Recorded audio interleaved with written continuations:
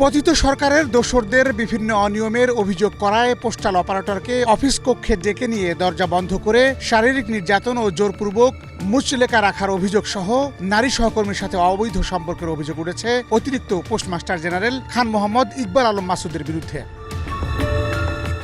Postal অপারেটরকে মারধরের ঘটনায় সুষ্ঠু তদন্ত ও বিচারের দাবিতে তথ্য উপদেষ্টা বরাবর অভিযোগ দাখিল করেছে ভুক্তভোগী পোস্টাল অপারেটর কামরুল হাসান।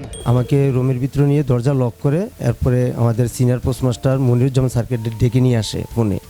ডেকে নিয়ে আসার পর আমার কাছে 3টা কাগজ আর কলম দিয়ে বলে 3 জনের নাম লেখার পর বলে যে ওদের প্ররোচনায় আমি সচিবালয়ে অভিযোগ নিয়ে যাই। তখন আমি বললাম না স্যার, আমি তাদের প্ররোচনায় প্রশ্নই ওঠে না, আমি তাদের প্ররোচনায় আমি সচিবালয়ে যাইনি।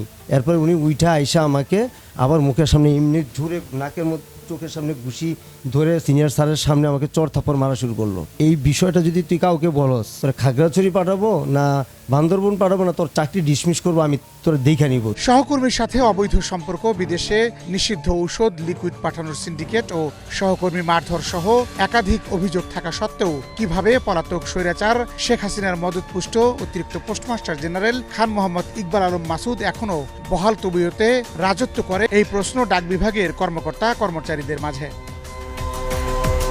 ডাক ও টেলিযোগাযোগ উপদেষ্টা বরাবর অভিযোগে দেখা যায় ঢাকা জিপিওতে কর্মরত পোস্টাল অপারেটর কামরুল আলমকে 19 নভেম্বর দুপুর 1:45 ডাক বিভাগের অতিরিক্ত পোস্টমাস্টার জেনারেল খান মোহাম্মদ ইকবাল আলম মাসুদের কক্ষে ডেকে নিয়ে দরজা বন্ধ করে 3টি সাদা কাগজ ও কলম হাতে দিয়ে বলে তিনি যাহা বলবেন তাই হুবহু লিখে দিতে। তখন খান মোহাম্মদ ইকবাল 3 জনের নাম উল্লেখ করে তাদের প্ররোচনায় অভিযোগ দিয়েছে বলে জোরপূর্বক লিখতে বলে। পোস্টাল অপারেটর কামরুল লিখতে না চাইলে সিনিয়র পোস্টমাস্টার মনিরুজ্জামানের সামনেই চড়থাপ্পড় ও লাথি মারার অভিযোগ করে কামরুল।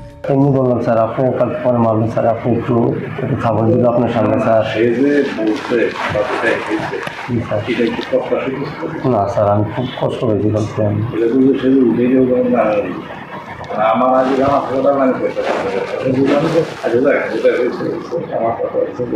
জানা গেছে শেখ হাসিনার মদতপুষ্ট অতিরিক্ত পোস্টমাস্টার জেনারেল খান মোহাম্মদ ইকবাল হাসান মাসুদ দীর্ঘদিন এক চেয়ারে বসে ডাক বিভাগে তৈরি করেছেন নিজস্ব বিশাল সিন্ডিকেট। আইন অমান্য করে পার্সেলের নামে বিদেশি ঔষধ লিকুইড পাঠিয়ে ও বিদেশ থেকে আসা পার্সেলের মালিকদের সাথে যোগাযোগ করে ট্যাক্স ফাঁকি দিয়ে কোটি কোটি টাকা আত্মসাৎ করেছে এই মাসুদ। সিন্ডিকেটের বিরুদ্ধে কেউ কথা বলতে গেলেই বিভিন্নভাবে হয়রানির শিকার হচ্ছে তারা। স্বৈরাচারের মদতপুষ্ট অতিরিক্ত পোস্টমাস্টার জেনারেলের সিন্ডিকেটে রয়েছে ডিপিএমজি শাহনাজ সিদ্দিকা, জিপিও থেকে সদ্য বদলি হওয়া ডিপিএম ওবায়দুল হক, ঢাকা জিপিও পরিদর্শক সুলাইমান খান, কর্মচারী ইউনিয়ন শাহ সম্পাদক খলিল রহমান ভুইয়া, কর্মচারী ইউনিয়ন শ্রমিক লীগ নেতা রবিউল জোয়ারদার, বৈদেশিক ডাক বিভাগের মুসা আহমেদ, জিপিওর লেটার রাইটার তানভীর হোসেন ও postal operator Mohammad Shahjahan. Asian TV news desk.